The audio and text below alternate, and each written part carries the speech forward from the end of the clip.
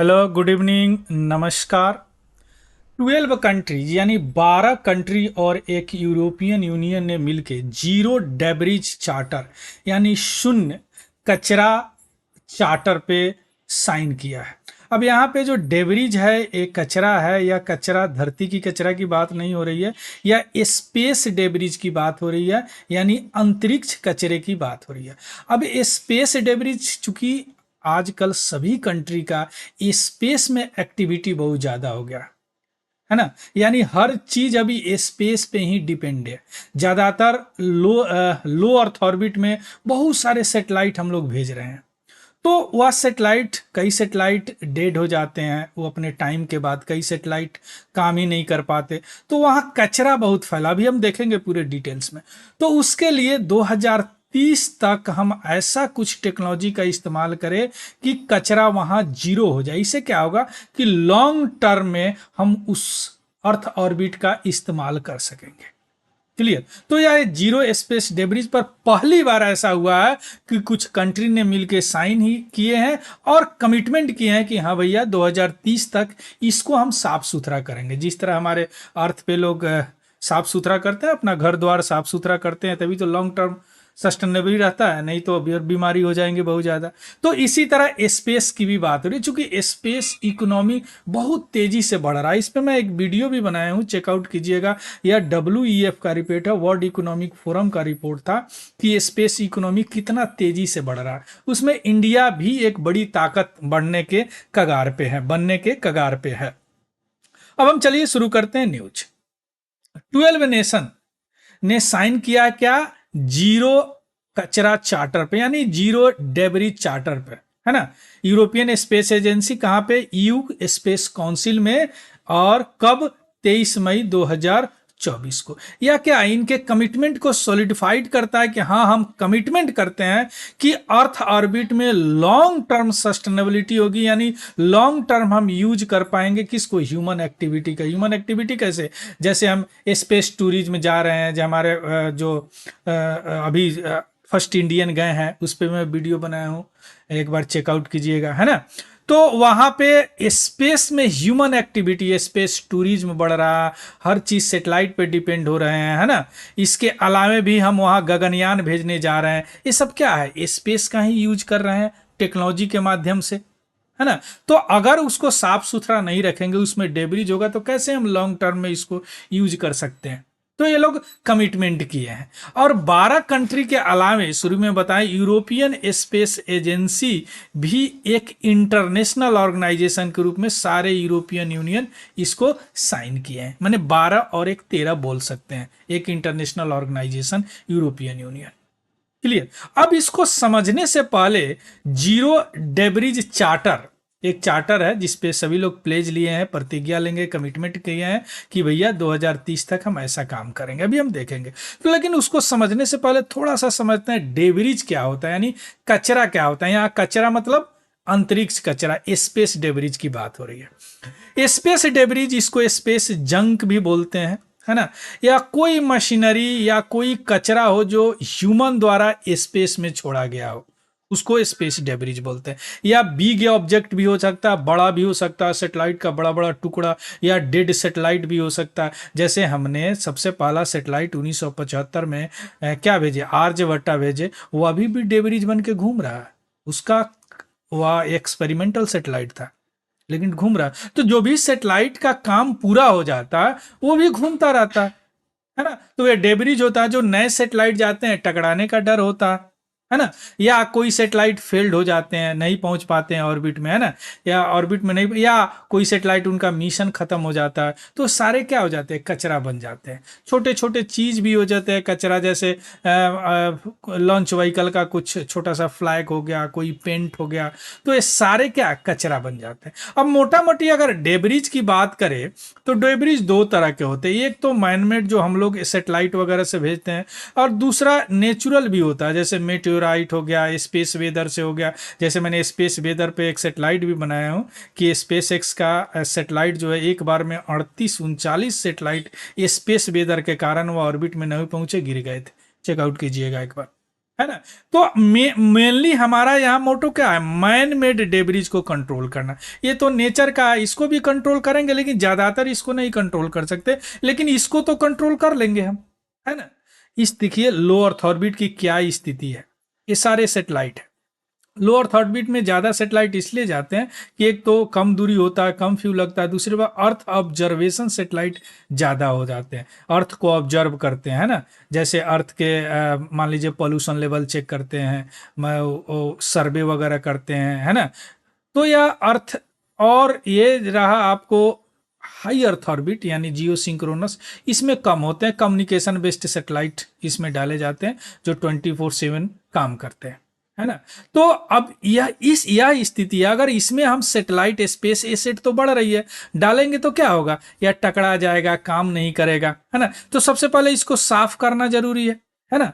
अब यह सबसे ज्यादा इसकी जो लाइमलाइट में आया यह, क्योंकि यह लो अर्थ ऑर्बिट में जो है, अगर दो सेटेलाइट, लो अर्थ ऑर्बिट में सेटेलाइट के स्पीड लगभग 24,000 किलोमीटर से 25,000 किलोमीटर के बीच होती है। अब देखिए अगर दो चीज अगर इतने स्पीड से टकराए तो उसके फ्रेगमेंट उड़ेंगे, तो और भी टकराएंगे तो क्या होगा, एक चेन रिएक्शन की तरह टकराहट शुरू होगी।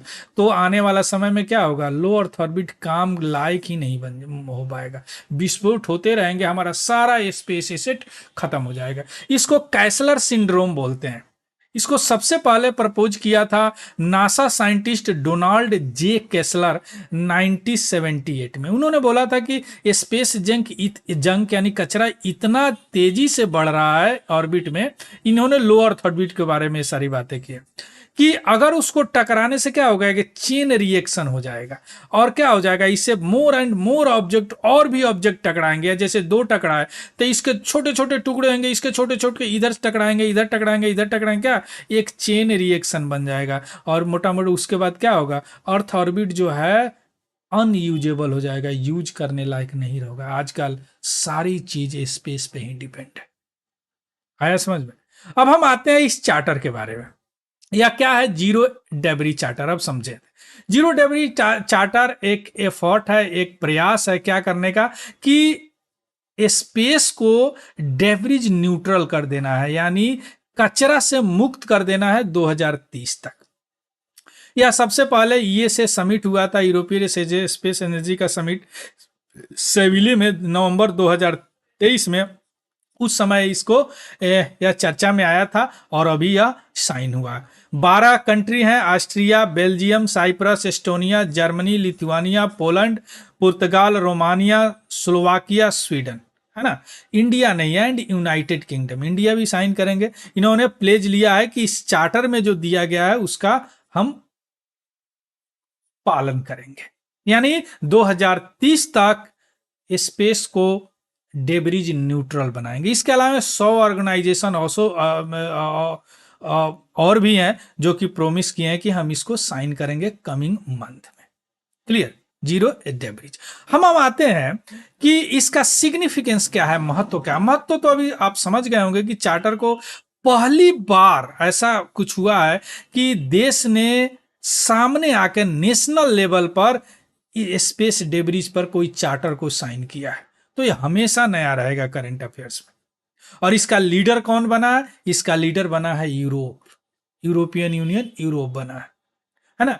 और एक क्लीन स्पेस करेंगे और दिखाएंगे कि हमने जो चार्टर में बोला वो मैंने किया, है ना। यूरोपियन यूनियन का जो कमिटमेंट था कि ग्लोबल लीडर बने स्पेस डेब्रिज मिटिगेशन और रीमेडिएशन में, उसको खत्म करने में, मिटिगेट करने में, उन्होंने कर दिखाया इसको। आए बात समझ में। तो यह क्या है, एक सिग्निफिकेंस का महत्व है। अब हम आते हैं कि क्या इससे पहले कभी इंटरनेशनल लेवल पर, अंतरराष्ट्रीय स्तर पर क्या कोई इस तरह का डेब्रिज को खत्म करने का कुछ उपाय है? यस है, इनिशिएटिव है, पहल है।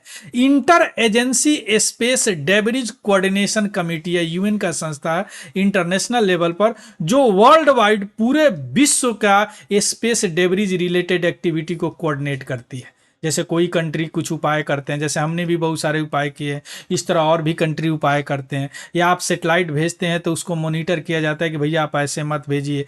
स्पेस डेब्रिज में आपको सलाह दिया जाता है, आपको टेक्नोलॉजी का माध्यम से टेक्नोलॉजी दिया जाता है। जैसे इंडिया में भी बहुत सारे इनिशिएटिव है, जैसे हमने भी debris free space mission DFSM 2023 किया है, 30 तक हमने भी डेब्रिज को कम करने की बात की है, डेब्रिज फ्री स्पेस मिशन।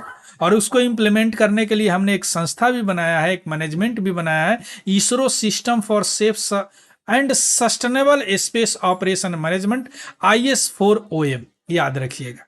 इसके अलावा हमने 2019 से प्रोजेक्ट नेत्रा भी चला रहे हैं। नेत्रा का फुल फॉर्म होता है network for space object tracking and analysis, यानी स्पेस ऑब्जेक्ट को हम ट्रैक करते हैं और एनालिसिस करते हैं कि उसका कोई इफेक्ट तो हमारे सैटेलाइट पर या स्पेस एसेट पे तो नहीं पड़ रहा है। यानी मोटा मोटी स्पेस के सिचुएशन को अवेयर होते हैं, जागरूक करते हैं या जागरूकता लाते हैं, है ना। तो इसके लिए हमने इसमें रडार वगैरह डाल रखा है, सैटेलाइट वगैरह की भी व्यवस्था हो रही, 2019 से चल रहा प्रोजेक्ट नेत्रा। अब यहाँ पे एक चीज आपको थोड़ा सा डाउट हो रहा होगा कि स्पेस सिचुएशनल अवेयरनेस क्या होता है, स्पेस के सिचुएशन को कैसे जागरूक, कैसे अवेयर होता है, स्पेस में क्या क्या होता है। देखिए स्पेस में मोटा मोटी 3 चीज होते हैं। एक तो स्पेस वेदर होते हैं, इस पे भी मैं एक वीडियो बनाया हूं कि स्पेस वेदर के कारण ही एलन मस्क का 38 सैटेलाइट ऑर्बिट में नहीं जा पाए, तो एक बार देखिएगा, है ना। स्पेस वेदर में मेन सोर्स क्या होता है, सोलर सोर्स होता है, सूरज होते हैं, जिसे इलेक्ट्रोमैग्नेटिक रेडिएशन निकलते हैं, सब एटॉमिक पार्टिकल्स निकलते हैं, सोलर फ्लेयर वगैरह, कोरोनल मास इजेक्शन, जो क्या हमारे स्पेस एसिड को डिस्टर्ब करते हैं, है ना। कोरोनल मास, जैसे अब मैंने अभी लद्दाख वगैरह का वीडियो बनाया है, वहां पे एक देखा गया है पहली बार, तो उसको भी चेकआउट कीजिएगा। दूसरा जो होता है ऑर्बिटिंग स्पेस ऑब्जेक्ट, जो ऑर्बिट कर रहे हैं, जैसे हमारा एक्टिव सैटेलाइट है जो अभी काम कर रहे हैं, या आर्टिफिशियल स्पेस डेब्रिज है, जो मर चुके सैटेलाइट है तो डेब्रिज बन चुके हैं, तो ये भी क्या हो गया, ऑर्बिटिंग स्पेस ऑब्जेक्ट है। अब जो आर्टिफिशियल जो सैटेलाइट मर जाते हैं वो भी घूमते रहते हैं, ऐसा नहीं कि वो एक जगह खड़ा हो जाते हैं, घूमते रहते हैं वो भी, है ना। इसके अलावा नेचुरल स्पेस डेब्रिज की जिसके शुरू में हम चर्चा किए हैं, उसमें क्या आ जाते हैं, उसमें meteorite, asteroid, comets, near earth object, asteroid का नियर अर्थ ऑब्जेक्ट, ये सारे आते हैं आपको नेचुरल स्पेस डेब्रिज में। इस सबको मॉनिटर करना पड़ता है, तभी तो हम स्पेस एसेट को बताएंगे। तो इस सबको मॉनिटर करना क्या बोलते हैं, स्पेस सिचुएशनल अवेयरनेस बोलते हैं, स्पेस के सिचुएशन को अवेयर करते हैं। अब एक दिमाग में बात आ रहा होगा कि स्पेस डेब्रिज को प्लेज कर लिए, हमने भी नेत्रा वगैरह कर लिया, हमने भी 2030 तक इसको डेब्रिज फ्री करने स्पेस की बात की, तो उसमें क्या क्या काम करेंगे, बहुत सारे टेक्नोलॉजी है, जिसमें से कुछ टेक्नोलॉजी ये है, जैसे नेट कैप्चर करेंगे कि सैटेलाइट में नेट की तरह भेजेंगे और जो डेब्रिज है उसको कैप्चर करके नीचे ले आएंगे। दूसरा होता है हार्पून कैप्चर, एक हार्पून की तरह के टारगेट प्लेट रहेगा जो कि सैटेलाइट पैनल मटेरियल पर रहेगा, जो उसको सक कर लेगा। दूसरा होता है डी ऑर्बिटिंग प्रोसेस, हमने भी कई सैटेलाइट जैसे मेगाट्रॉपी को डी ऑर्बिट कर लिया, जैसे सैटेलाइट का अगर खत्म हो गया, उसका आयु खत्म हो गया, है ना, तो क्या क्या अगर उसमें कुछ फ्यूल बचा हुआ है तो उसको डी ऑर्बिट करके हम इन्वायरमेंट में ले आते हैं और इन्वायरमेंट में बर्न हो जाता है, यानी ये स्पेस में छोड़ता ही नहीं, तो डी ऑर्बिट हो गया, हमने भी किया है ना, जिसका बहुत विश्व लेवल पर बहुत उसको ऑनर दिया गया कि भैया आपने एक स्पेस डेब्रिज, स्पेस को गंदा होने से बचा लिया, क्योंकि हमने उसमें फ्यूल बचा हुआ था, हमने उसको डी ऑर्बिट करके इन्वायरमेंट में मंगा लिया। विजन बेस्ड नेविगेशन भी है, जैसे इसमें लीडार वगैरह, लाइट रडार और प्लेटफॉर्म वगैरह, डेब्रिज बैकग्राउंड, उसमें क्या करते हैं कि विजन होता है, जो कि एक किरण वगैरह जाता है लीडार वगैरह के माध्यम से, कैमरा वगैरह से छोटे छोटे हम डेब्रिज को नीचे ले आते हैं। इसके अलावा भी बहुत सारे उपाय किए जा रहे हैं डेब्रिज को कम करने के लिए, है ना। तो इस तरह के जीरो डेब्रिज चार्टर पर साइन कर दिया, बहुत बड़ा इनिशिएटिव एक विश्व स्तरीय लेवल पर लिया गया है, यूरोपियन यूनियन, अभी इंडिया ने साइन नहीं किया। So this is all about the news. तो इसमें आपने क्या सीखा, इसमें सीखा कि जीरो डेब्रिज चार्टर क्या है, डेब्रिज क्या होता है, कैसलर सिंड्रोम हमने बता दिया क्या होता है, इसके अलावा इस चार्टर क्या है, इसके अलावा चार्टर का सिग्निफिकेंस क्या है, इंटरनेशनल लेवल पर कोई इनिशिएटिव, इंडिया लेवल पर इनिशिएटिव डेब्रिज को मिटिगेट करने का, और इसके अलावा हमने कुछ टेक्नोलॉजी भी बता दिए, स्पेस सिचुएशनल अवेयरनेस क्या होता है, ये सारी चीज आपने यहाँ पे एक ही जगह आपने सीख लिया। Clear? So this is all about the news. यह पीडीएफ मैं अपने Telegram channel Tiwari general study पे डाल दूंगा, वहां से देख लीजिएगा और उसको भी ज्वाइन कर लीजिएगा। अगर यह इंफॉर्मेटिव लगा हो तो प्लीज लाइक, शेयर और सब्सक्राइब जरूर कीजिएगा, और कमेंट करके मुझे बताइएगा कि ये वीडियो आपको कैसा लगा। So thank you, have a good day and happy learning. Thank you very much.